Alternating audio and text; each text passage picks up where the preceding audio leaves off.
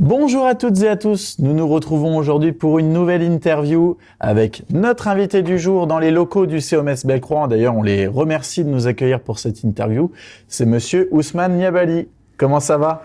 Ça va bien, Hugo. Moi, ça me fait vraiment plaisir de faire cette interview avec toi parce qu'on se connaît déjà depuis quelques années et ça me tenait à cœur justement de pouvoir retracer un petit peu ta carrière de joueur et puis maintenant ta carrière aussi d'entraîneur depuis quelques années maintenant aussi. Donc ça me fait plaisir. La première question, c'est peux-tu nous raconter un petit peu ton arrivée en France et tes débuts dans le football parce que du coup tu n'es pas né en France. Raconte-nous un peu. Enchanté, Hugo. Plaisir partagé. C'est vrai que là, ça fait des années qu'on se connaît. Hein. Voilà, donc ça me fait plaisir aussi de t'avoir ici, quoi.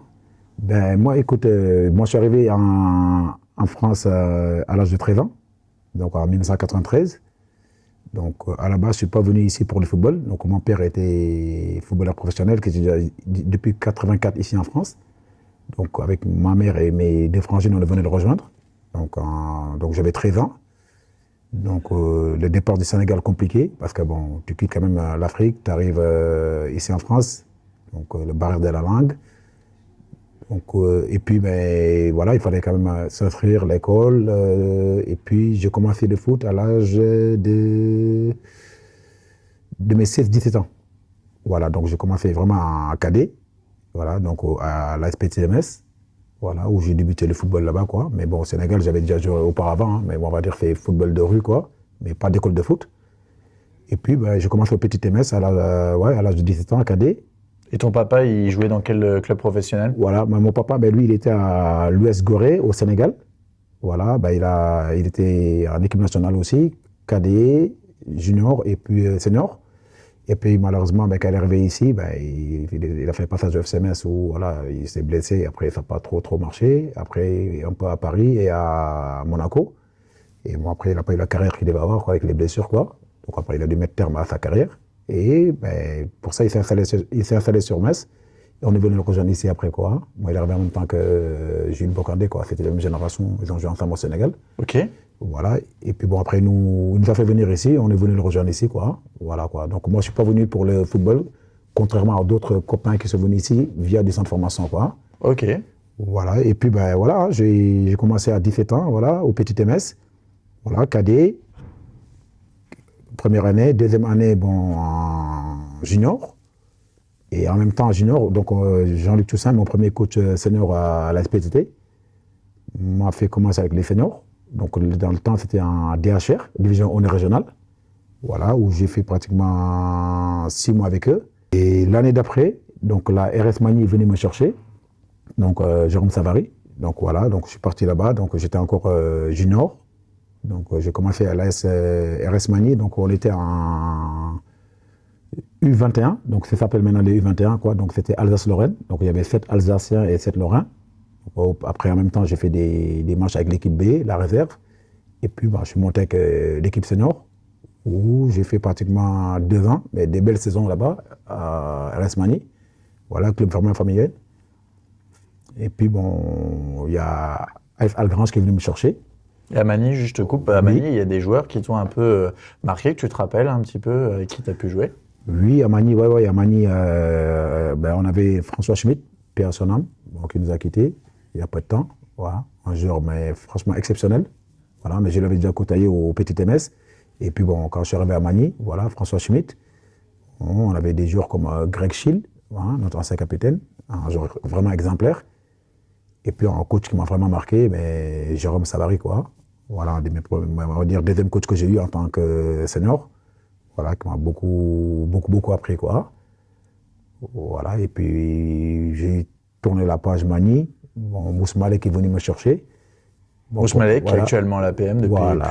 plusieurs années. Voilà, donc Mouss Malek est venu me chercher à Magny. Bon, on m'a proposé le projet d'Algrange. On s'est rencontré avec le président René Frankeschti, qui était actuellement président du pôle féminin du FCMS. Algrange, une très belle équipe, une grosse équipe dans le temps. Voilà, donc moi je suis parti à Algrange en DH.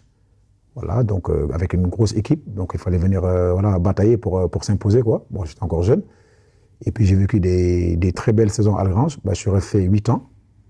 Voilà, 8 ans. Donc j'ai fait 2 8e tours de Coupe de France. une 7e tour de Coupe de France contre Sens. Et entre parenthèses, l'entraîneur, c'était Lionel Charbonnier, ancien champion du monde. Voilà. Puis on a fait 2 montées aussi. Voilà. Donc le club qui n'était jamais monté en championnat national, donc c'est la CFA2. Donc moi je garderai vraiment le meilleur souvenir, c'était la montée via des barrages, où c'était vraiment compliqué. Donc on termine 2e de DH. Donc il fallait jouer les 2e du Franche-Comté, dans le Doubs là-bas. Donc on fait un sacré déplacement là-bas, plus de 3 heures de bus. Et puis on gagne 1-0 là-bas. Et on devait attendre les barragistes de CFA2. Donc c'était Mâcon, une grosse ville aussi, voilà quoi, qui débarque à Algrange. Et là, il y avait plus de 1500 personnes. Et là, on gagne 2-0. Voilà, donc le club n'avait jamais atteint ce niveau-là. Donc on monte en championnat national, CFA2. Ce fut dur, voilà, très compliqué quoi, voilà, pour une première saison. Voilà, on a fait l'ascenseur, on va dire. Quoi. On est monté, mais on est redescendu. Oui. Voilà, et puis bon, on s'est remobilisé avec tous les joueurs. On s'est dit, bon, on se doit quand même de refaire monter le club. Bon, j'ai dû partir. Finalement, bon, je suis resté. On est tous restés, bande de copains. L'année-là, on termine champion de DH, bon, devant Thionville, parce que c'était le club rival. Et une belle saison, magnifique, avec Serge Wolf comme entraîneur. Voilà. Et puis, bon, ça, c'était ma dernière saison à Algrange. Voilà, donc j'avais fait un peu le tour. Et qui comme joueur et qui tu as pu jouer aussi à Algrange? Ben, Algrange, mais déjà, en tant que coach, j'ai eu pas mal de coachs. Hein. Le premier coach que j'ai eu, c'était Mani Pexeto. Voilà. Après, derrière, j'ai eu Anna App. J'ai eu Pascal Rasponei, un ancien pro, voilà. Oui, ancien professionnel FCMS, aussi qui travaillait aussi à la peine, qui était entraîneur adjoint il y a quelques années avec Romain Perfetto. C'est ça, et qui était ces derniers temps à l'AS Montigny, voilà. Oui, j'avais vu aussi ça. Voilà, et puis ben, j'ai eu les duos Claude Tikamen, Mousse Malek. Voilà, et le dernier coach que j'ai eu à Algrange, ben, c'était Serge Wolf, avec qui on a terminé champion de DH. Voilà, et comme joueur, ben, il y a eu quand même des bons joueurs, hein. Des frères Ravenel, de Mousse Malek qui jouait. Après, il y avait Nino Winter, hein, Shérif Abdelkadouz, donc j'avais Jeff Marester, un ancien aussi, voilà. Donc il y avait pas mal de bons joueurs à Algrange, quoi. Franchement, une belle famille. Et puis, bon, ça, c'était ma dernière année. Bon, on a terminé sur bonne note, on termine champion de DH. Je voulais revenir ici un peu sur Metz. Bon, finalement, il y a un club de Luxembourg qui m'a sollicité. Bon, j'étais en vacances dans le sud, hein, voilà quoi. Donc, bon, le téléphone il sonne. Donc, il se présente, voilà, Olivier Gianclini. Donc, c'était le coach de Simon d'Ercange au Luxembourg. Donc, c'est un club de 2e division, la PH, là-bas. Et puis, bon, ils sont venus me voir 2-3 fois. Ben, j'étais même pas au courant, quoi. Donc, bon, je lui ai dit, je suis en vacances. Donc, dès que mon retour de vacances, on se verra, on pourra discuter, voir le projet du club réellement, quoi. Donc, voilà. Donc, on s'est rencontrés au Luxembourg, à Fritz, avec le président, les directeurs sportifs. Donc, ils m'ont émis leur projet du club. Donc, c'est un club qui voulait monter en BGL. Donc, c'est la première division au Luxembourg depuis des années, quoi. Et puis, comme il y avait 2-3 Français qui étaient là-bas, donc Alex Fuss, Adrien Cirillo et Chérif Abdelkadouz. Donc, le projet était intéressant. Donc, je me suis dit, pourquoi pas, voilà, venir voir, voilà, ce défi-là, quoi. Donc, pour ma première année là-bas au Luxembourg, bon, on monte en BGL, on termine champion, on monte. Voilà, vraiment une très belle saison, club vraiment familial. Et pareil qu'à Algrange, donc la deuxième année très très difficile, parce que bon, la PH, deuxième division et les BGL, il y a une fossée quand même. Donc bon, automatiquement, bon, on redescend. Donc j'avais fini 3 ans, parce qu'au Luxembourg c'est comme ça, quoi, ça marche, quoi. Quand tu finis ta première licence, tu t'appartiens au club pendant 3 ans. Okay. Donc j'ai fait la première année en PH, on monte en BGL, donc l'année d'après on descend. Et là, bon, il y a RM en Benfica, qui est le club de BGL League, qui avait le souhait de me recruter, de venir là-bas, quoi. Donc je signe pour 1 an, voilà, donc je fais une saison correcte. Et après, ben, il me propose un contrat de 3 ans, voilà, où j'ai passé franchement 3 merveilleuses années, voilà, où j'ai pu quand même voyager. Bon, on a fait 2 ans de suite, on est parti au Portugal en stage, à Algarve. Voilà, on a chaque fois loupé l'Europe de peu. Et puis, ben, très très bel souvenir, où on a vraiment joué contre le Benfica de Lisbonne. Voilà, l'équipe première? Voilà, l'équipe première, voilà, Espérance. Voilà, donc en fameux 14 juillet, à Espérance, ben, devant pareil, hein, devant plus de 4000, 5000 personnes. Hein. Il y avait qui comme joueur? Voilà, comme joueur là-dedans, moi je me rappelle, ben, il y avait Garay qui avait joué, il y avait Louis Zao qui avait joué, Axel Witzel, Ah ouais. Voilà, donc ils avaient Nolito, voilà, ils avaient une grosse équipe quand même. Et puis bon, on a tenu les 0-0 à la mi-temps, 0-0. Voilà, et deuxième mi-temps, bon, physiquement c'était très dur, quoi. On a craqué, bon, on a perdu 3-0. Mais ça reste quand même un gros souvenir, quoi. Voilà, quoi. D'avoir pu jouer quand même contre des pros, de voir vraiment Le plus beau souvenir niveau, un peu de ta carrière ou t'en as d'autres? Oui, moi je pense que celui-là, voilà, parce que j'ai pas eu la chance de faire quand même une 32e de finale de Coupe de France. Voilà, j'ai jamais pu. Mais jouer quand même contre le Benfica, voilà, devant plus de 5000 personnes. Voilà, là, c'était vraiment, voilà, quoi. Ça restera, je pense, qu'un des mes plus gros souvenirs, on va dire, quoi. Voilà, et puis bon, après, à Ambe, j'ai fait 4 ans, 4 belles saisons là-bas. Voilà, où j'ai pu voyager quand même 2 années de suite au Portugal. Voilà, là-bas aussi, pareil, on avait joué l'équipe réserve du Portugal aussi. Non, de Benfica, ouais. voilà, pardon. Et puis bon, après 4 ans, donc j'avais déjà fait le tour un peu. Bon, après, il y a quelques temps qui est venu me chercher. Donc c'est une équipe de promotion honneur. Voilà, donc pareil, ils avaient les sous aussi de monter en BGL. Voilà, où j'ai fait 3 belles années, mais malheureusement, on n'a pas su faire monter le club en BGL. Voilà, on l'a loupé depuis chaque fois. Et après 10 ans au Luxembourg, voilà, donc je pensais que j'avais déjà fait un peu le tour. Voilà, donc j'avais décidé de, avec le boulot, ma fille qui venait de naître aussi en même temps, tout ça, c'était un peu compliqué, quoi. Donc j'avais décidé de revenir en France. Donc j'avais refait une parenthèse à Gondange, voilà, en DHR avec David Spire, là où j'ai fait 1 an, une très belle saison, 1 an. Et en même temps, ben, j'étais ici au COMES de Bellecroix parce que depuis mes 20 ans, je coûte ici, je suis des jeunes, on va dire, je commence avec les jeunes, les U9, U10, U11, U12 ou 13. Et en même temps, j'ai joué en même temps à côté, quoi. Et avec le temps, bon, on prend de l'âge aussi. On prend de l'âge, les blessures qui arrivent, tout ça. Et puis j'ai fait 1 an à Gondange. Et puis bah, après, il y a un club de Luxembourg qui est revenu me chercher, Rue Blanche. Donc j'ai voulu repartir de nouveau au Luxembourg. Mais là, c'était compliqué avec les blessures à répétition. Donc bon, j'ai décidé vraiment de tourner la page du Luxembourg. Et puis bon, je suis parti à Jarny donner un coup de main à un ami, où j'ai fait 6 mois. Mais après, c'était un peu compliqué, quoi. La génération, j'étais plus adéquate avec les jeunes, quoi. Donc Il y avait un trop gros décalage entre les nouvelles générations et ta génération à toi. Voilà, quoi. Donc moi, je voyais pas le football comme ils le voyaient. C'était, voilà, quoi. Il y avait moins de rigueur, moins de discipline. Donc voilà, quoi. Donc j'ai préféré stopper.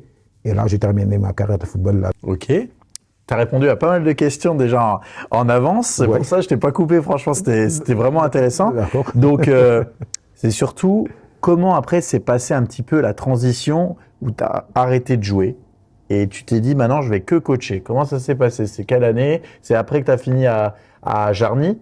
Tu as dit j'arrête de jouer et maintenant je me concentre sur le poste d'entraîneur? Ben, après Jarny, j'ai voulu rejouer encore un petit peu en vétéran.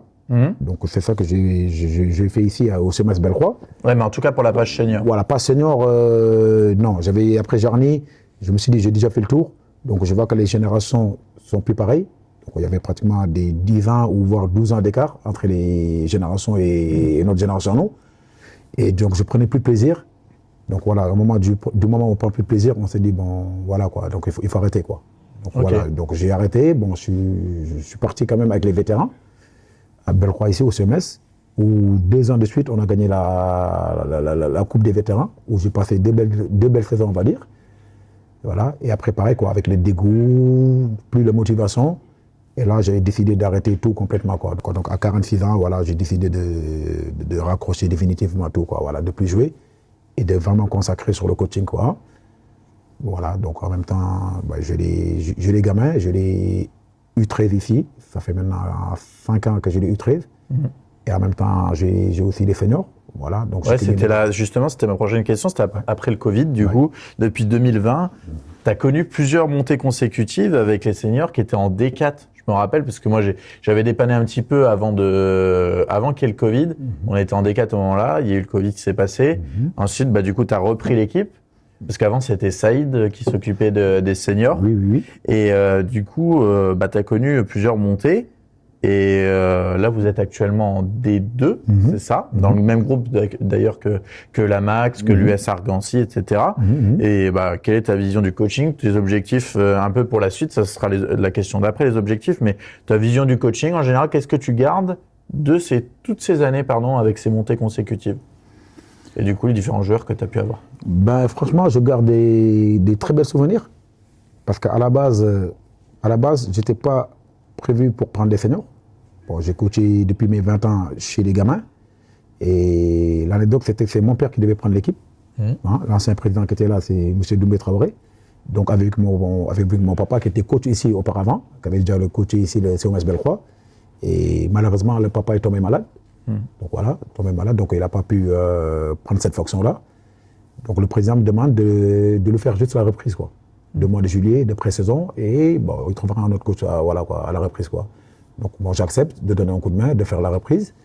Au final, je me vois le premier match de Coupe de France, toujours pas de coach. Donc automatiquement, je continue, je suis sur le banc. Et le championnat commence, idem, quoi, toujours pas de coach. Donc j'ai dû faire une saison pour donner un coup de main.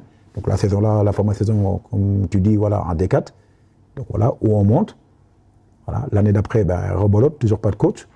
Voilà, je me retrouve de nouveau sur le banc.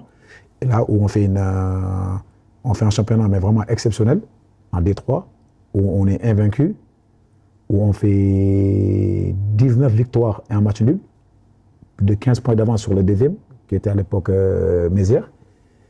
Voilà, et puis monter de nouveau, encore de nouveau. Donc on termine champion de D4, champion de D3. Et on se dit, on va découvrir la D2 pour voir ce que ça va donner. Et l'année-là, pareil, on fait une grosse saison en D2. Voilà, où on met plus de 70 buts. Bataille, la montée entre Bellecroix et Montigny. Montigny, sur les 5 dernières journées de championnat, ils font défendre pas mal de joueurs de R2. Automatiquement, c'était millimélo. Hein. On était premier, ils repassent devant, ainsi de suite. Et le titre de champion, on s'est joué aux dernières journées de championnat. Voilà, où on fait un match nul à ESAP-Metz et que Montigny gagne contre Metz-Acli. Donc ils terminent avec 48 points et nous on termine avec 47 points. Mais l'année-là, c'est les 2 premiers qui montent. Donc automatiquement, 3e montée successive. Voilà, donc on a la nouvelle, on est content, on s'est dit, on fait 3 montées de suite, c'était l'objectif du club. De mettre ce club, dans un premier temps, en D1 et de voir plus tard quoi. Et malheureusement, donc ils nous ont bloqué, ils nous ont refusé la montée, quoi. Ils ont refusé la montée de D2 à D1. Voilà, donc ils ont fait monter Creusval qui a terminé 3e du groupe F de l'autre côté, à notre place, quoi. Et là, forcément, beaucoup de jours dessus, de ne pas monter. Ouais. Donc automatiquement, qui dit jours dessus, mais dit des départs, quoi. Des départs, ouais. Voilà, donc il y a eu plus de 8 départs. Voilà, 8 départs, donc l'année d'après, très compliqué. On s'est maintenu, voilà. Avec tous les départs qu'il y a eu, on s'est quand même maintenu. 6e. Là, cette année, c'est notre 3e année en D2. Voilà, on avait bien débuté. Là, on avait très très bien débuté. On était 2e juste derrière la Max. Et entre-temps, il y a eu quelques soucis avec certains joueurs. Voilà. Qu'on a dû se séparer, d'autres qui voulaient arrêter. Donc voilà, donc on a dû remettre quelques jeunes. Et on bataille depuis la reprise. On fait des bons matchs. Vous êtes actuellement combienième? Là, actuellement, on était 3e. Voilà, on était 3e. Premier, c'est la Max. On a joué ce week-end là contre la Max, une très belle équipe. Voilà, on perd 2-1 ici à domicile. On a fait un gros match. Voilà, on méritait beaucoup mieux. Mais après, il y a l'US Argancy qui est 2e. Et nous, on est juste derrière. Le match qu'on a perdu là, je pense que voilà, il faut regarder le classement maintenant. Je pense qu'on a perdu. L'US Argancy est passé 3e, ils ont perdu contre les Coteaux. Voilà, c'est ça. Et le 2e, c'est Bocandé, j'avais vérifié, c'était ça. Voilà, et du coup, comme j'ai dit aux garçons, voilà, nous, là, cette année, on va dire que c'était vraiment une équipe en reconstruction. Les départs qu'il y a eu, des nouveaux recrues. Donc, on va essayer de vraiment déstabiliser le club. Voilà, essayer de se maintenir le maintien le plus rapidement possible. La montée va être très très compliquée parce que la Max est beaucoup de points d'avance. Après, il y a une 2e place, peut-être aller chercher, peut-être qui est synonyme peut-être de monter en fin de saison, mais ça, rien n'est sûr encore.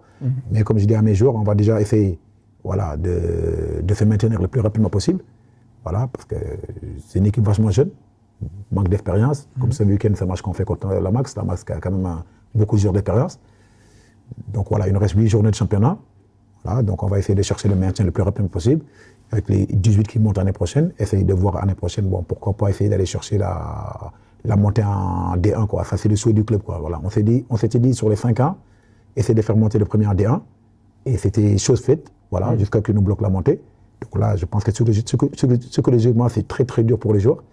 Voilà, quand tu fais 3 montées de suite, on te bloque. Et là, maintenant, ça fait 3 ans qu'on stack en D2. En championnat de D2 qui est compliqué parce qu'on est un groupe où c'est très costaud, quoi. On a beaucoup de réserves de R2, R3. Donc, un week-end sur 2, bon, les équipes tu sais pas sur quoi tu vas tomber. Donc voilà, c'est ça qui est très compliqué, quoi. Ok. Voilà, quoi. Et au niveau de tes objectifs pour la suite, ça serait quoi? Moi, pour l'instant, je ne me suis pas trop donné d'objectifs pour la suite, voilà. Je me suis dit, là, je suis ici, bon, à Bellecroix. Donc là, je suis resté ici, mais j'aurais pu partir. Voilà, j'avais d'autres sollicitations, voilà. Mais je suis resté, surtout, parce que bon, le président, c'est un bon ami, il fait du bon boulot ici. Donc, moi, c'est le Ponzi Domingos, voilà. Il fait du bon boulot. Et franchement, je vois que le club, il revit, il y a pas mal de licenciés, il y a une bonne ambiance. Voilà. Donc, du coup, je reste, c'est beaucoup pour lui, quoi, voilà. Et surtout, il y a des joueurs aussi qui sont vraiment des joueurs de valeur, qui sont là. Voilà. Donc, je reste surtout pour eux, quoi, on va dire, quoi, voilà. Essayer de se donner l'objectif qu'on s'est donné, de faire monter le club en D1, et puis voir dans les 2 ans ensuite, dans les deux ans qui viennent, pourquoi pas essayer de viser une montée en R3, quoi. Voilà, pour ça, je ne me donne pas de... Tu verras voilà, je prends saison par saison. Voilà, maintenant, ça fait 5 ans, maintenant, je suis avec des seniors. Voilà, à la base, je voulais arrêter. Mais comme il y a certains joueurs qui voulaient que je reste et le président, donc je me dis, bon, je reste et puis on verra bien, quoi. Là, je vais terminer la saison. On se posera avec le président, on va regarder le projet. Voilà, qu'est-ce qu'on va faire pour l'année d'après. Et puis, à partir de là, je verrai bien comment ça se dessinera, quoi. Hein. Voilà, pour ça, je ne me projette pas, voilà, quoi, sur 4 ou 5 ans, quoi. D'accord. Voilà. Eh bien, écoute... Merci Ousmane. Merci Hugo. C'était vachement sympa, on a appris un peu plus à te connaître. Voilà. Ça a permis aussi au public aussi d'apprendre un peu plus à te connaître, un petit peu, d'avoir revu toute ta carrière et de voir actuellement ton épanouissement du coup au COMS Bellecroix. Je te remercie et merci beaucoup. Si vous avez aimé la vidéo, n'hésitez pas à la liker, à la partager, à vous abonner. N'hésitez pas aussi à commenter si vous avez des questions à poser à Ousmane et on se retrouve pour une prochaine vidéo. Ciao. Il a dit petit, va faire un